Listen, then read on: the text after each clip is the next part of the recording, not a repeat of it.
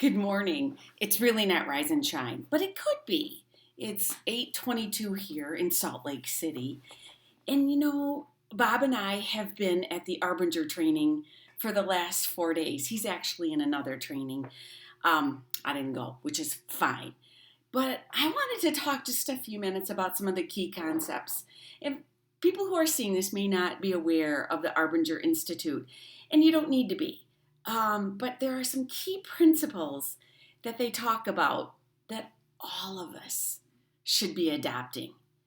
And the biggest takeaway, Bob and I have been working with the Arbinger principles for the since we got together, the last 5 years, 7 years we've been together. But anyhow, I want you to hear me. The biggest thing, the biggest action you can take for your benefit and for the benefit of others is to see people as people. Now, when we don't see people as people, we see them as objects. And let me tell you, you can hurt an object. It's just that person down the hallway. It's the patient room, whatever. It's the dang secretary from the lodge. They don't have a name. You don't see them as people. And when you don't see people as people, you can hurt them. You can be mean. You can be nasty. You can be hateful. You cannot care. But once you say, I will see people as people. Now, that doesn't mean that everybody's perfect and that they don't do stupid things. Lord knows I've done enough stupid things. Put my coffee in my purse again. Thank God it was empty. But I want you to say, what's going on with that person? They have hopes, they have dreams, they have challenges. You know what song came to me this morning? And everybody knows I can't sing. But it was that song about, what if God was one of us? Guess what? He is.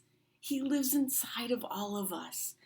And we need to, those of us who are able to and capable of, look at people as people. Holding them accountable for their behaviors. I'm not saying we don't hold people accountable for their behaviors. But if somebody hasn't attended a meeting, do you pick up the phone and say, hey, what's going on? Or just say, see, I knew they were not going to come again. I knew they were going to mess up. Everybody got that one, didn't they? So key principles. See people as people, not objects. Recognize every interaction you have a choice. You have a choice regardless. And sometimes we make the right choice, sometimes we make the wrong choice. Sometimes we go into this place, and in Arbinger they call it a box. But when you're in a place of you don't feel good about yourself, you feel better about yourself than other people, you feel you need to be seen, you feel like, oh, look at everybody should be paying attention to me, look at everything I've done. And then the last one is this concept of collusion. What I see, what other people see. I was looking at my timer, trying to make sure that, Bob always says I talk too much.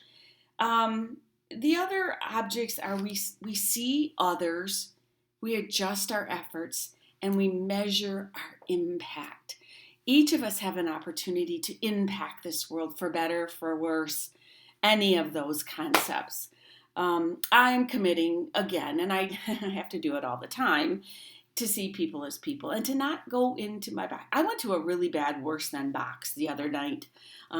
Bob snapped at me. Can you imagine him snapping at me about things that are going on in his world? And man, I just went in there.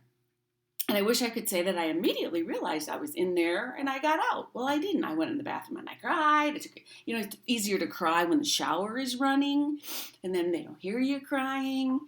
And it took us about 24 hours before we both could breathe through enough to say, wow, I didn't mean to hurt you. I didn't mean to say that. And I know in my heart of hearts, Bob Conley does not want to hurt me. I know that with every ounce of my being. But I do know that I did feel hurt and I went into my worse than box. So again, along with the meanness matrix, these are amazing concepts. If you have not done so, run out and buy the book, Leadership and Self-Deception, Living an Outward Life, The Shift.